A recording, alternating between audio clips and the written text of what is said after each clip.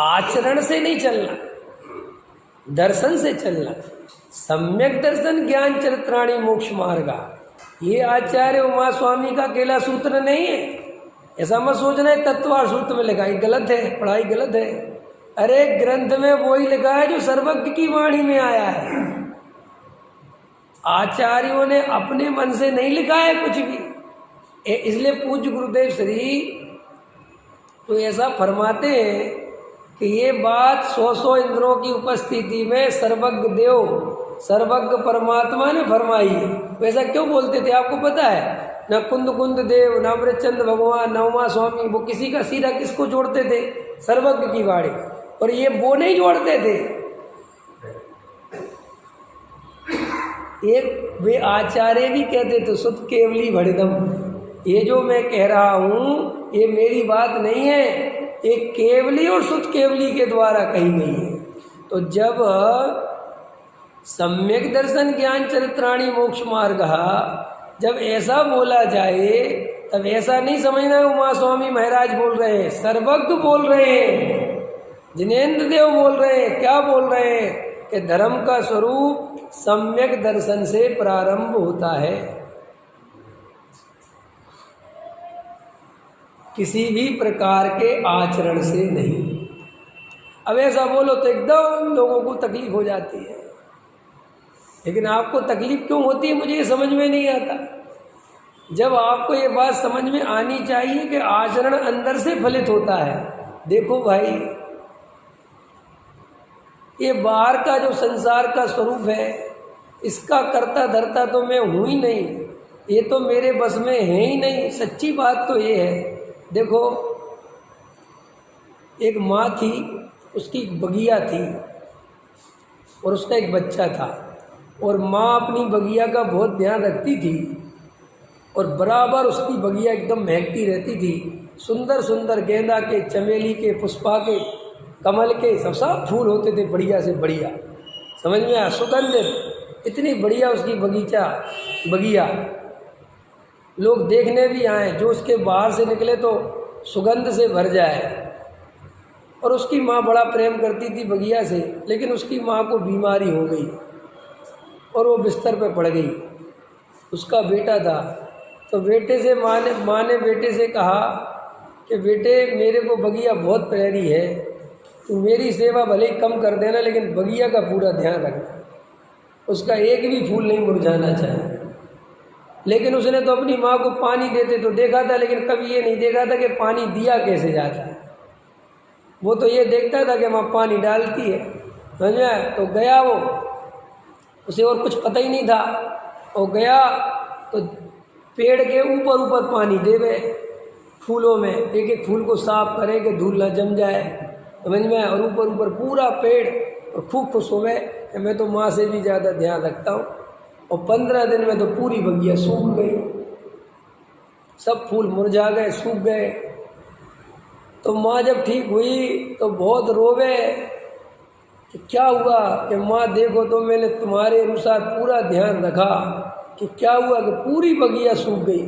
तो माँ बाहर जाके देखी तो पूरी बगिया सूखी पड़ी है। तो माँ कह रही, ये क्या हुआ? कि माँ, मैं तो एक एक तुमसे भी ज़्यादा पत्ते पत्ते को कपड़े से साफ करता था, समझ में आया? एक एक फूल का ध्यान रखता था, बराबर पानी डालता था, साफ करता था। कि नीचे जड़ में जाके देखा तो जड़ों में तो पानी नहीं। कि बेटे, फूल में पानी नहीं देना, जड़ में पानी देना। जड़ संभाली जाती है, फूल अपने आप संभल जाता है, समझ में आया? वो तो जड़ को पानी गया और उसने वो फूल बनाया। वो पेड़ को बनाना है, वो तुम्हें कुछ नहीं करना है, तुम्हें जड़ में पानी दे। और कुछ दिन बेटे ने जड़ में पानी दिया, फिर वापस फूल लहरा गए। ऐसे ही ये जो हमारा अहिंसा है, अचौर्य है, जो सत्य है, जो अपरिग्रह है, जो ब्रह्मचर्य है, ये तो फूल है। ये कोई इनमें पानी वानी नहीं दिया जाता। ये तो जो जीव सम्यक दर्शन प्राप्त कर कर अपने स्वरूप में रमता है, तो बाहर में ऐसे फूल लगते हैं। कैसे फूल लगते हैं? कि उसे किसी जीव को मारने का भाव नहीं आता, उसे अवक्ष खाने का भाव नहीं आता, उसे किसी का धन हड़पने का भाव नहीं आता।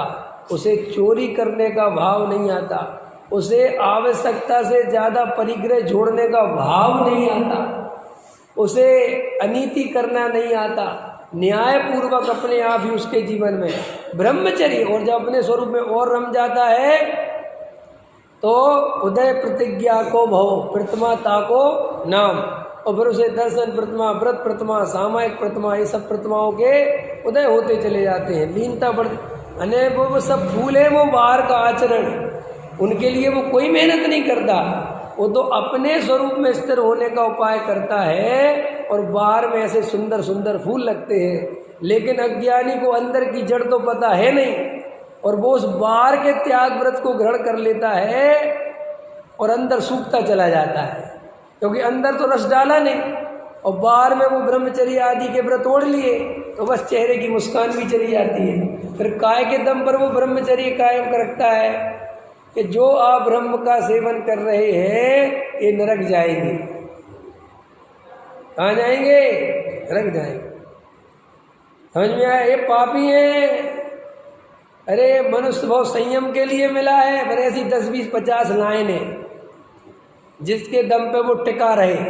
अपन के पास भी है ना 10, 20 लाइनें कि नहीं? बोलो है कि नहीं?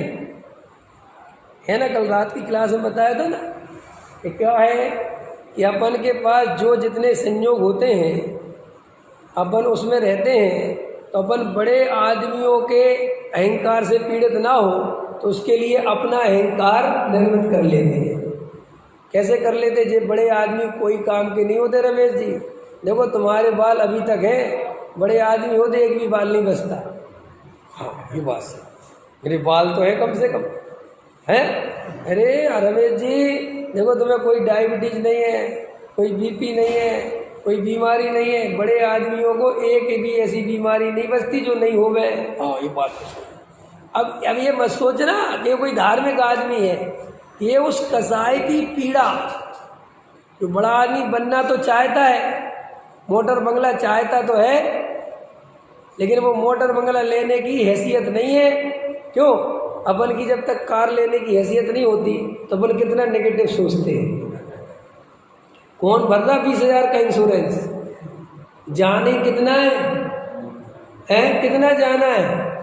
और फिर धुलवाते फिरो, कभी साल में 6 महीने एक बार तो निकलना है। सच्ची अपन वो गाड़ी नहीं ले लेंगे, 20,000 में तो आधा देश घूम लेंगे।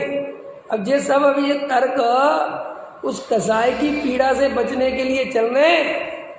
अब भी इसके हाथ में 10 करोड़ रुपए रखो तुम, अब भी रखो, अब भी ये गाड़ी लेके नहीं आए तो बता देना है। हाँ खुद ही घाव देता है, खुद ही मलहम लगाता है। सच्ची बात समझना, तुम इसको होशियारी समझते, होशियारी नहीं है। ये तो सारे जीव ऐसे ही ब्रह्मचारी मिथ्या दृष्टि, मिथ्या दृष्टि की बात कह रहा हूँ। जो मिथ्या दृष्टि व्रतशील संयम ओढ़ लेते हैं, वे अपने व्रतशील संयमों की रक्षा कैसे करते? ऐसे ही तर्कों से कि हम व्रत कर रहे हैं, तुम ऐसे ही। तकलीफ तो बहुत होती है व्रत करने में, जैसे अपन को तकलीफ तो बहुत होती है गरीबी में, लेकिन अब करें क्या? मन में भावे बुंदेलखंडी, मन में भावे मूड हिला है। ऐसा देखा कि नहीं देखा? अब तो जमाना बदल गया। हम लोग जब गांव में रहते थे तो पंगत में जाते थे, पंगत, समझ में? तो गांव में बड़ी खतरनाक स्थितियां होती हैं। अब तो क्या है, आदमियों की खुराकें बुराकें नहीं बची हैं, अब तो अपन बहुत कमज़ोर शरीर हो गए।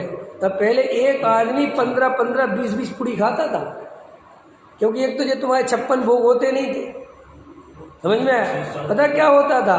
एक दाल, एक सब्जी, एक पूड़ी और रसगुल्ला एक ही मिलेगा। अभी तो तुम 4 खा लो, 6 खा लो। पहले ऐसा नहीं था, पहले रसगुल्ला एक ही मिलेगा, नमकीन बूंदी, समझ में आया? और वो थाली और वो ताज़ा अचार, समझ में? हम जाते थे सब करते, तो बस।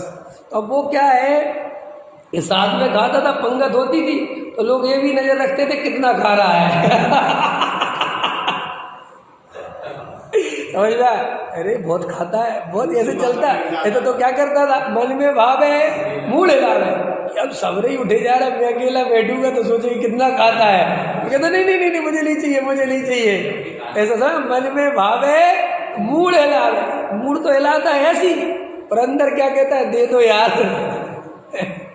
समझ में आया? ये संसारी जीव की दशा है, हम सबकी ऐसी दशा है। और ये भगवान के सामने झूठ भरे बोलते रहते हैं। भाई साहब प्रकृति में अन्याय नहीं है, समझ में आया? असली दुख का कारण तो कसा है।